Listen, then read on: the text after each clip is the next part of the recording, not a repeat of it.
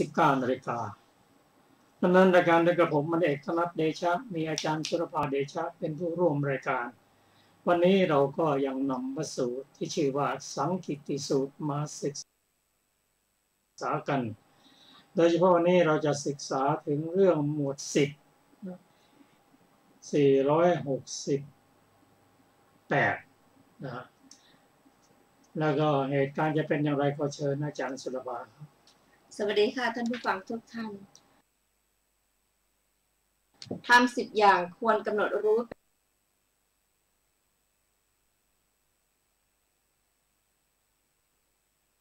เป็นไฉนได้แก่อายตนะ10คือจักขายตนะสัทธายตนะคานายตนะรักษายตนะกายายตนะโผฏฐัพพายตนะทำ10 อย่างเหล่านี้ควรกำหนดรู้ทำ10 อย่างควรละเป็นไฉนได้แก่มิจฉตะ10คือดำริผิดเจรจาผิด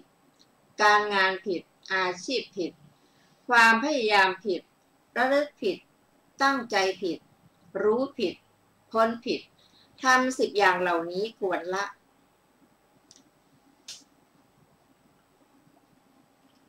ท่านผู้ฟังที่เคารพครับทำหมวด10เราก็ศึกษากันตามลำดับซึ่งแต่ละหมวดก็มีความสำคัญจะต้องเรียนรู้เริ่มต้นด้วยว่าทำหมวด10ที่มีอุปการะมากทำหมวด10ทำหมวด10ที่ควรเจริญทำหมวด10ที่ควรกำหนดรู้ทำหมวด10ที่เป็นไปทำหมวด10ที่ควรละทำหมวด10ที่เป็นไปในส่วนข้างเสื่อมทำหมวด10ที่เป็นฝ่ายวิเศษทำหมวด10ที่แทงตลอดได้ยากทำหมวด10ที่ควรมีควรทำให้เกิดขึ้นทำหมวด10ที่ควรรู้ยิ่งทำหมวด10ที่ควรทำให้แจ้งก็เป็นไปตามลำดับทีนี้เรามาถึงทบทวนถึงทำ10 อย่างที่ควรกำหนดรู้เป็นไฉนนั่นแหละแก่อายตนะคือจักขายตนะรูปายสัทธายตนะคานายตนะคันธายตนะชิวหายตนะรสายตนะกายายตนะทำ10 อย่างเหล่านี้ควรกำหนดรู้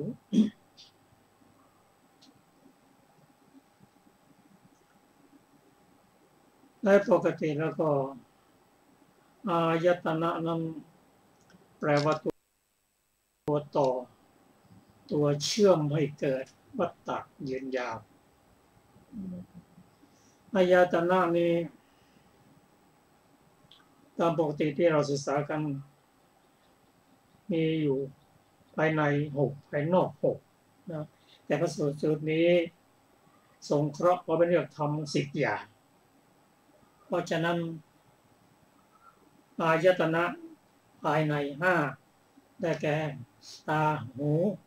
จมูกลิ้นกายแล้วก็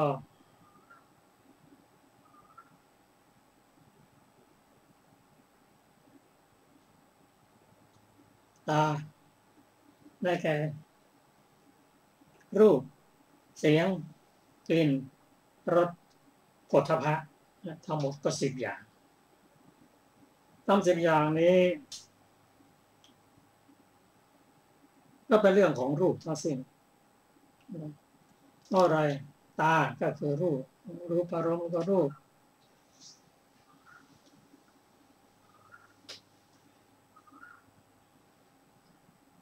โสตายตนะหูคู่กับเสียงจมูกคู่กับกลิ่นลิ้นคู่กับรส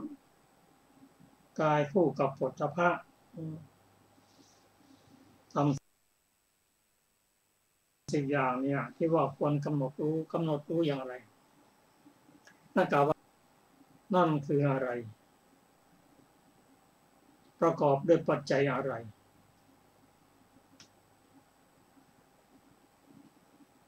มีการเกิดขึ้นตั้งอยู่และดับไปอันนี้คือต้องกำหนดรู้เช่นตาควรกำหนดรู้ว่าตานี้คืออะไรตานี้เป็นรูปอันอาศัยมหาพุทธรูปสี่เกิดขึ้นประกอบด้วยธาตุต่างๆเกือบจะ54ประมาณ54ธาตุที่สำคัญที่สุดก็คือประสาทตานี้เกิดขึ้นได้อย่างเกิดขึ้นได้เพราะอาศัยอวิชชาตัณหาอุปทานและกรรม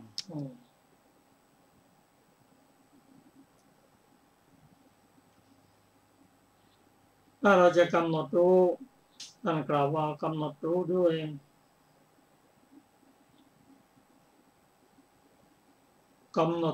ว่าสิ่งนั้นเป็น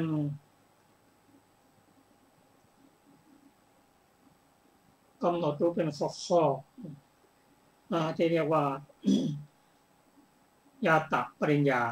คำว่าปริญญาเนี่ยรู้รอบกำหนดรู้ด้วยปริญญา3คือญา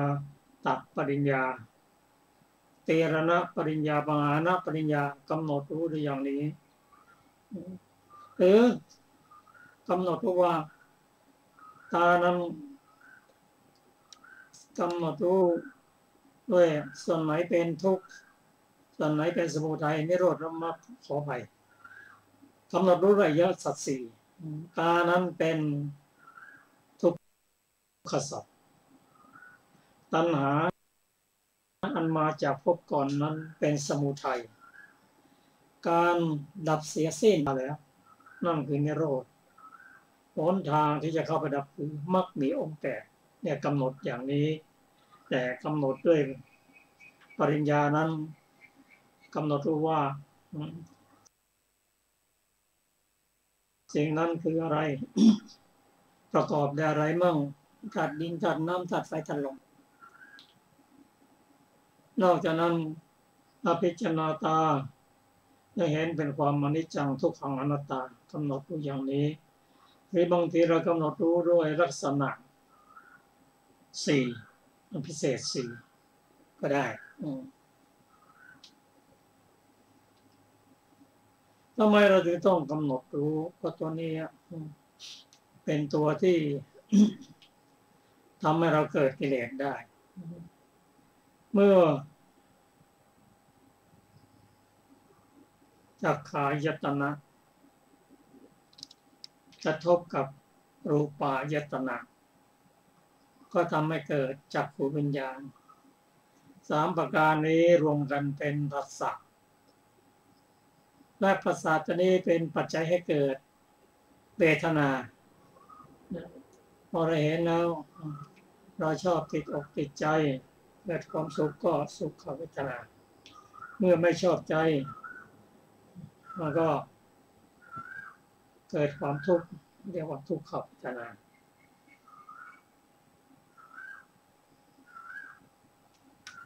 ทำ10อย่างตรงนี้ถ้าเรารู้ได้หมดแล้วก็จะทำให้เราลด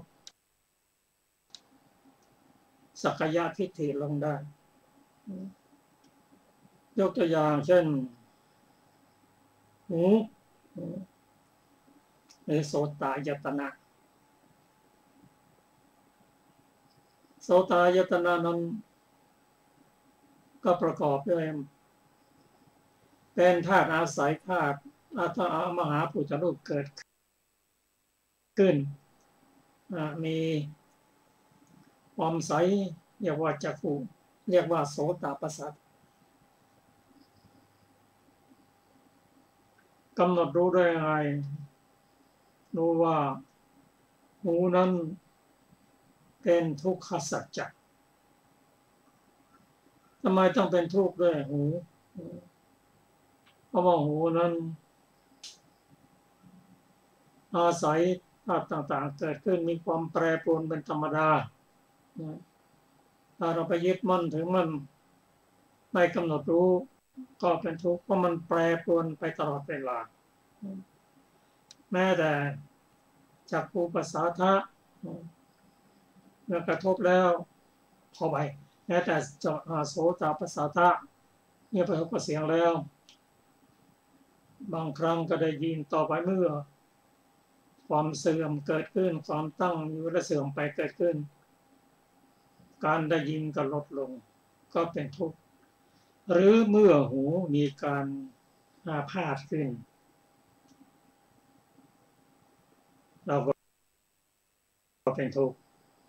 แต่ที่ทุกข์จริงๆก็คือการมีหูบ่อยๆอันนี้ก็เป็นทุกข์ลงมาไปก็เป็นทุกขสัจจะตัณหาจากภพก่อนเป็นตัวสมุทัยทำให้เกิดหูถ้าจะไม่ให้มีการเกิดขึ้นวัฏฏะของหูเกิดขึ้นดับสนิทก็เป็นนิโรธธรรมที่จะทำให้การไม่ต้องเกิดขึ้นบ่อยๆของหูนั้นก็คือมรรคมีองค์แปดในยะนะเดียวกันท่านผู้ฟังที่เคารพครับแม้แต่กายายตนะก็เหมือนกันร่างกายของเราก็ต้องประกอบไปด้วยธาตุดินธาตุน้ำธาตุไฟธาตุลมมีสีกลิ่นรสโอชา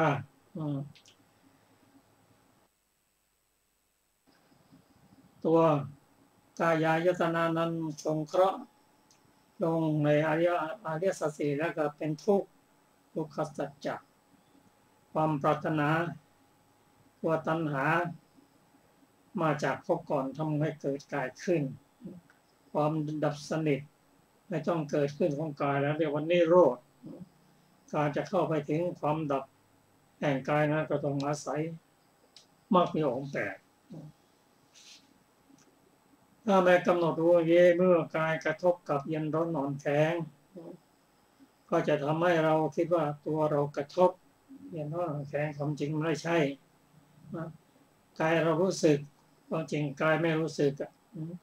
แต่กายวิญญาณเป็นตัวรู้สึกถ้าเรากำหนดอย่างนี้ความเป็นตัวเป็นตนเราก็ลดลงเพราะฉะนั้นการกำหนดรู้ด้วยปริญญานั้นมีทั้งสามอย่างหนึ่งญาตปริญญากำหนดรู้ว่าเขาคืออะไรเกิดขึ้นด้วยปัจจัยอะไรมั่งมีการเกิดขึ้นตั้งอยู่ระดับไปอันนี้รวมทั้งเป็นตีรณปัญญาด้วยส่วนปหานปัญญานั้นก็การ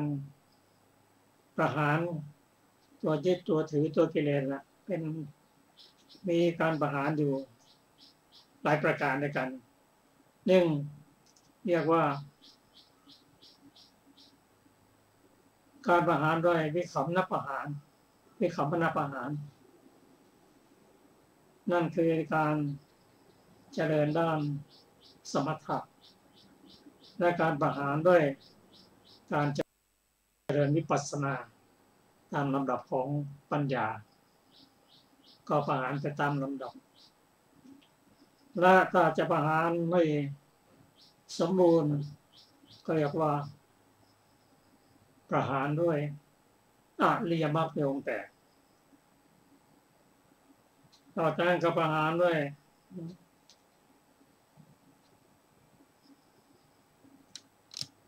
นิสสรณประหาร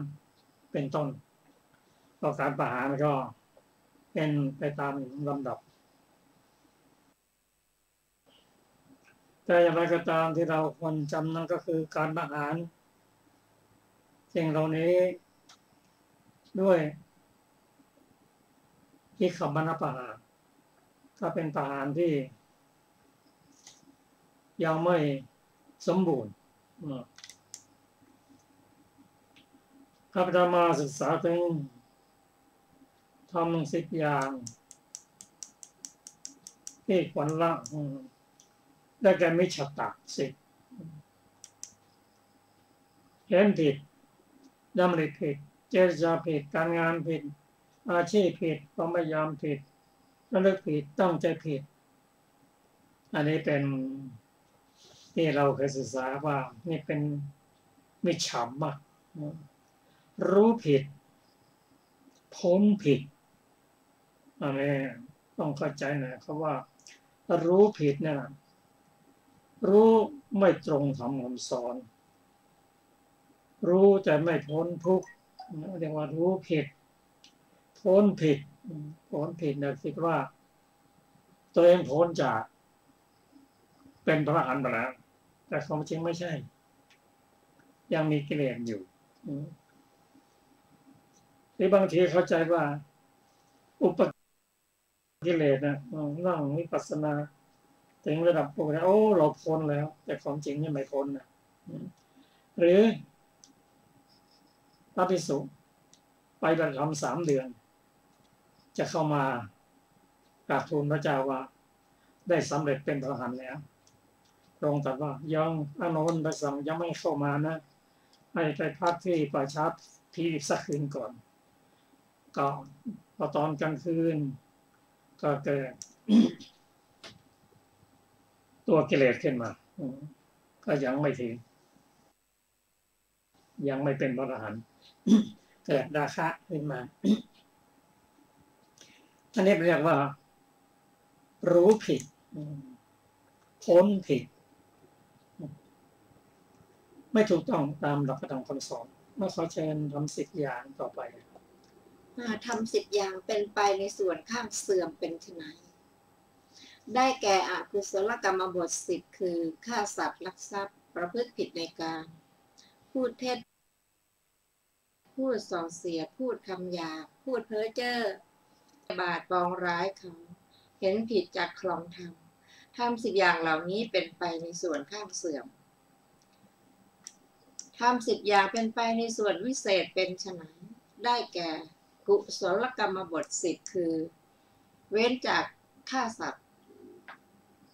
เว้นจากลักทรัพย์เว้นจากประพฤติผิดในกามเว้นจากพูดเท็จเว้นจากพูดส่อเสียดเว้นจากพูดคำหยาบเว้นจากพูดเพ้อเจ้อไม่โลภอยากได้ของเขาไม่พยาบาทปองร้ายเขาเห็นชอบตามครองธรรมทำ10 อย่างเหล่านี้เป็นไปในส่วนวิเศษทำ10 อย่างเป็นไปในส่วนข้างเสื่อมนั้นจะเตือนนะรู้ว่าถ้าเราทำอกุศล10 อย่างเนี่ยจะทำให้เราเสื่อมลงส่วนข้างเสื่อมอาศัยไม่ได้เอ็นไปในทางอบายภูมิได้แก่อกุศลกรรมมาบทอกุศลหมายความว่าทำที่เป็นธรรมดำให้ผลเป็นความทุกข์ผู้รู้ย่อมติเตี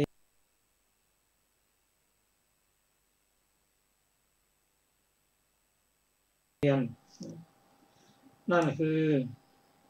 การฆ่าสัตว์การพูดเท็จ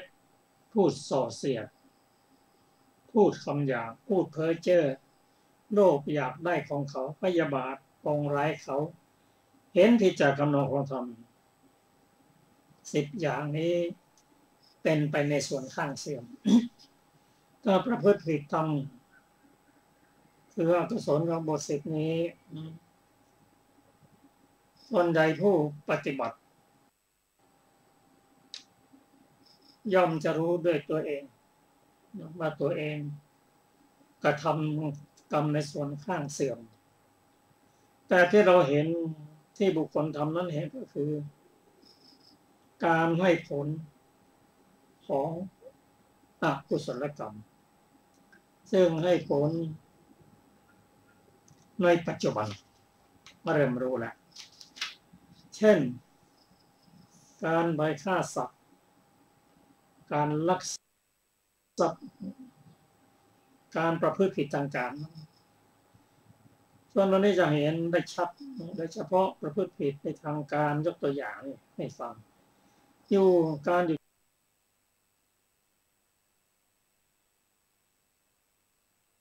ที่ไหนก็เดือดร้อนใจไม่สบายใจรุ่มร้อนใจ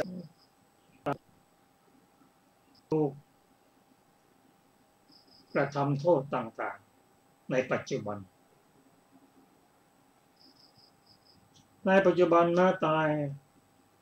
พ้นตายจากชาตินี้ไปแล้วก็ไปตกนรกอเวจีตกไปในอบายที่เหลือจากการตกนรกอบายเนี่ยในชาติหน้าแล้วก็ที่เหลือก็ไม่ผลต่อไป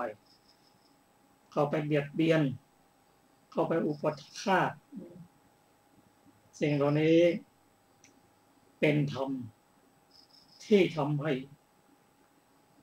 เสื่อมจากอะไรเสื่อมจาก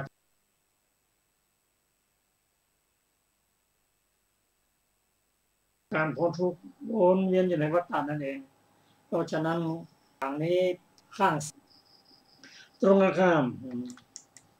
ทำ10 อย่างที่เป็นในส่วนเป็นส่วนพิเศษนั้น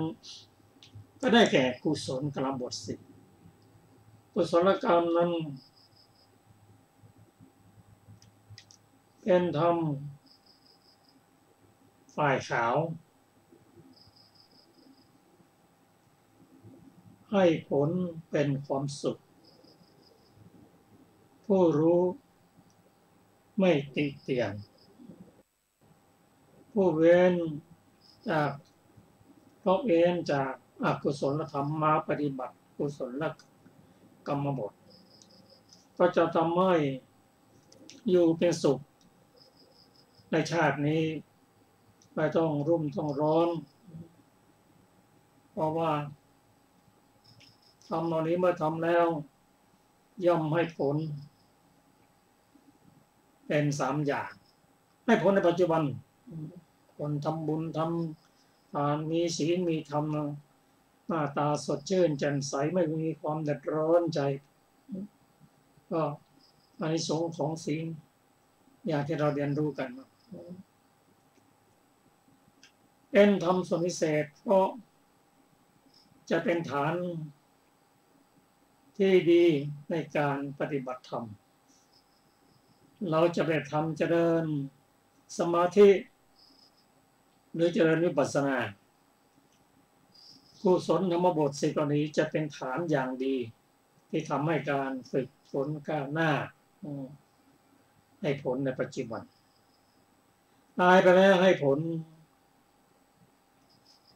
เป็นส่วนที่ดีไปเกิดในภพภูมิที่ดีได้เกิดเป็นมนุษย์กับมนุษย์ชั้นดีมีรูปร่างดีมีสติมีปัญญาดีเป็นผู้สมบูรณ์ด้วยทรัพย์สลิงคาร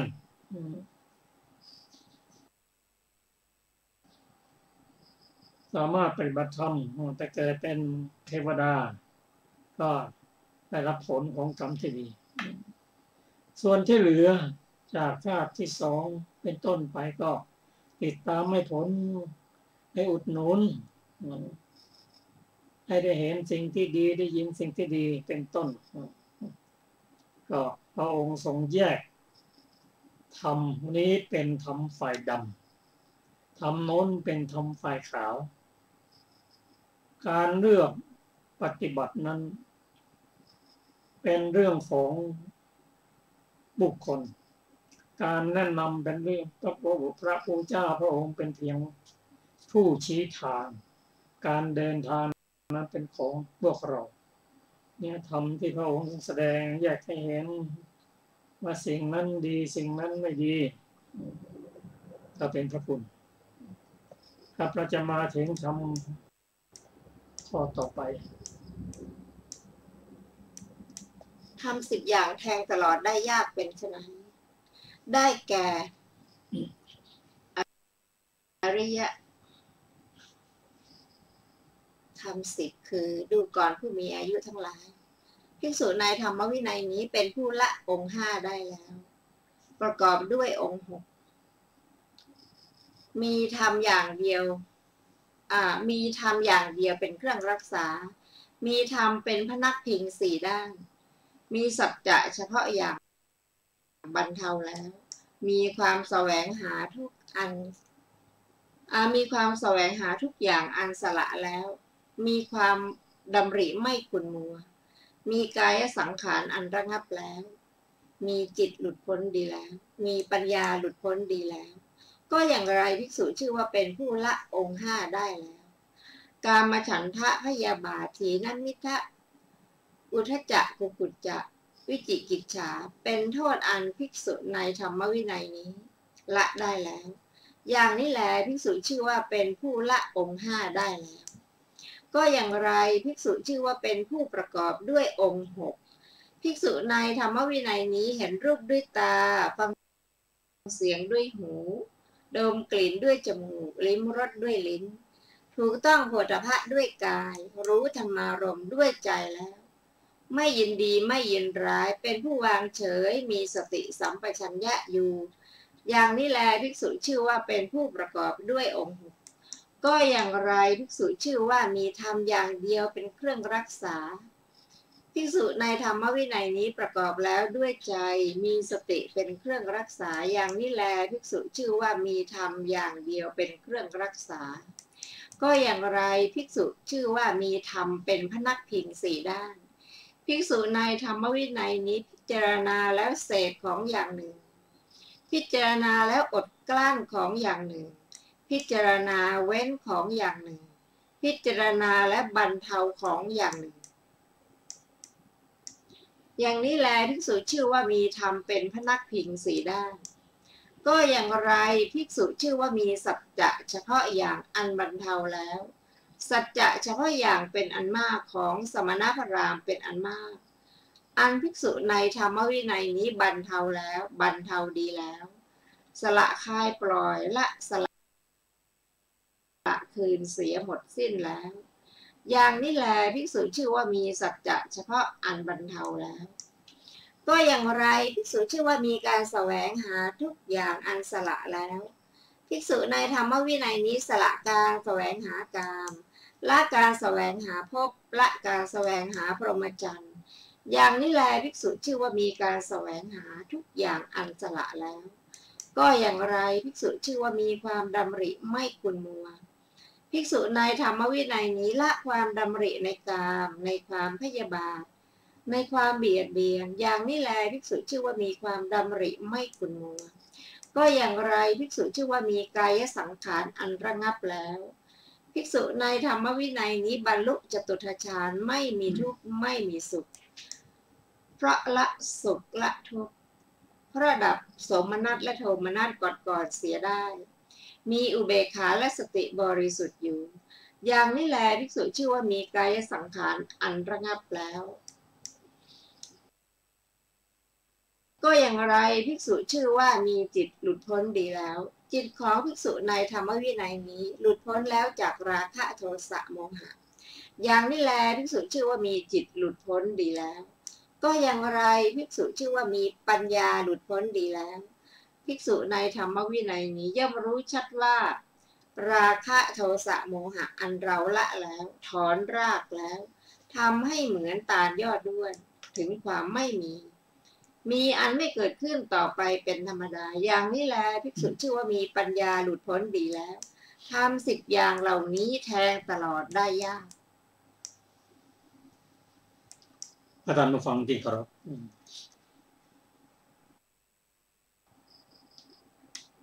พระองค์ตรัสว่าธรรมเหล่านี้แทงตลอดได้ยากคือข้อปฏิบัติ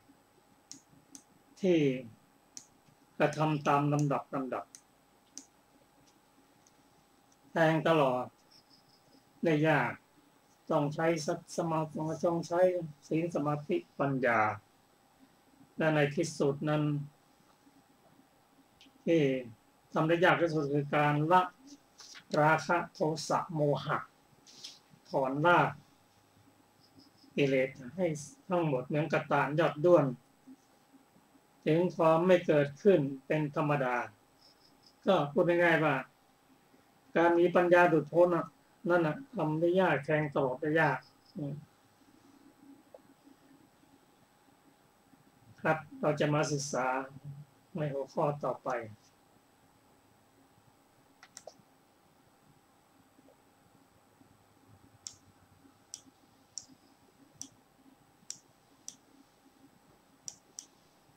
473ทำ10 อย่างควรให้เกิดขึ้นเป็นไฉนคือสัญญา10ได้แก่อสุภสัญญากำหนดหมายความไม่งามแห่งกายมรณสัญญากำหนดหมายในความตายอาหาเรปฏิกูลสัญญากำหนดหมายในอาหารว่าเป็นปฏิกูลสัพพโลเกอนัพพิรตสัญญากำหนดหมายความไม่น่ายินดีในโลกทั้งปวงอนิจจสัญญากำหนดหมายความไม่เที่ยงอนิจจทุกขสัญญากำหนดหมายในสิ่งไม่เที่ยงว่าเป็นทุกข์ทุกเขอนัตตสัญญากำหนดหมายในทุกข์ว่าไม่ใช่ตัวตนปหานสัญญากำหนดหมายการละวิราคะสัญญากำหนดหมายวิราคธรรมนิโรธสัญญากำหนดหมายนิ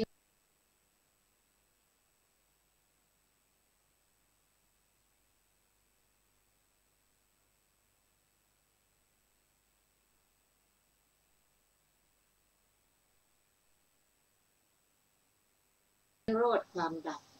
ทำ10 อย่างนี้ควรให้เกิดขึ้น10 อย่างควรรู้ยิ่งนิชชินวัตถุผู้เห็นกุศลอันลามเกิดเพราะมีทิฏฐิเป็นปัจจัยเขาก็ละได้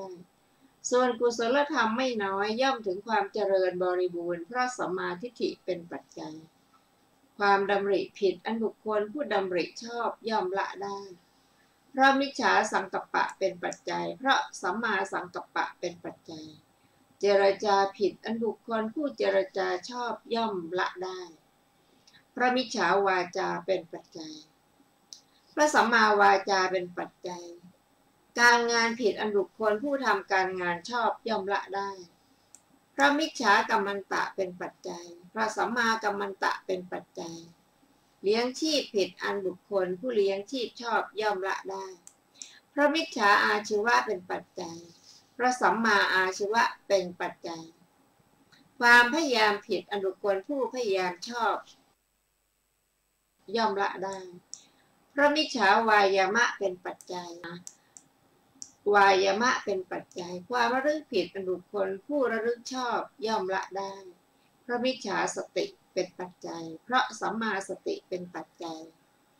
ความตั้งใจผิดอันบุคคลผู้ตั้งใจชอบย่อมละได้เพราะมิจฉาสมาธิเป็นปัจจัยเพราะสัมมาสมาธิเป็นปัจจัยความรู้ผิดอันบุคคลผู้รู้ชอบย่อมละได้เพราะมิจฉาญาณเป็นปัจจัยเพราะสัมมาญาณเป็นปัจจัยความพ้นผิดอันบุคคลผู้พ้นชอบย่อมสละได้ทั้งอกุศลธรรมอันลามกไม่น้อยที่เกิดเพราะมิจฉาวิมุตติเป็นปัจจัยเขาก็ละได้ส่วนกุศลธรรมไม่น้อยย่อมถึงความเจริญเพราะสัมมาวิมุตติเป็นปัจจัยทำ10 อย่างเหล่านี้แลควรรู้ยิ่ง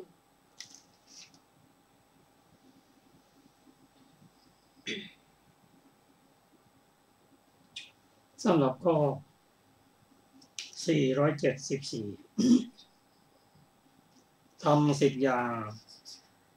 ที่ควรรู้ยิ่งนั้นความเห็นผิด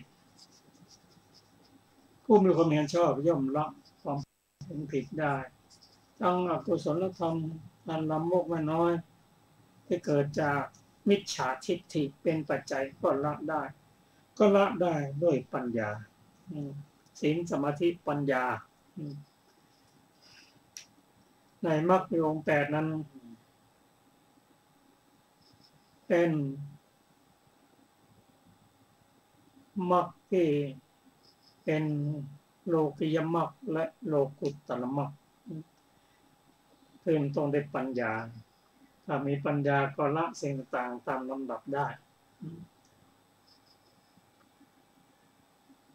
ก็มาถึงทำ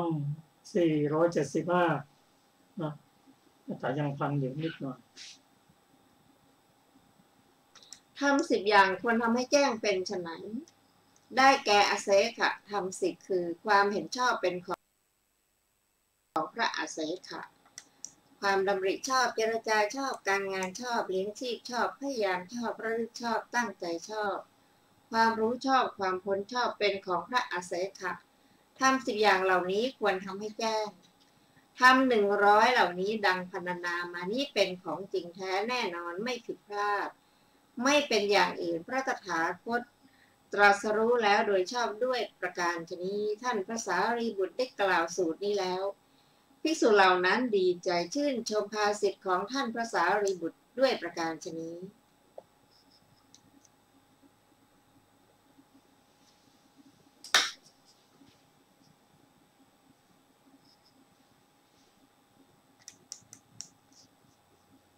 สำหรับทำข้อ475ซึ่งเป็นธรรมที่ควรทำให้แจ้งหมายความว่าต้องเป็นธรรมที่ทำให้เข้าสู่ความเป็นอริยบุคคลไม่ทำให้แจ้งนั้นก็มี2ระดับด้วยกันของเสขบุคคลกับอาเสขบุคคลแต่หัวข้อ475นั้นเป็นของพระอรหันต์คืออาเสขบุคคล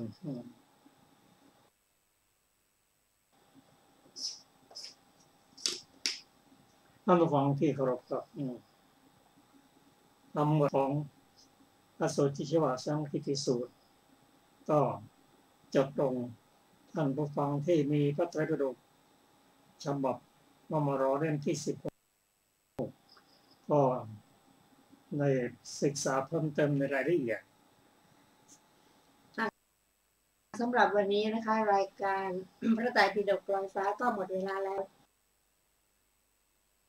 พบกันใหม่ในวันพุธหน้าค่ะสำหรับวันนี้สวัสดีค่ะสวัสดีครับ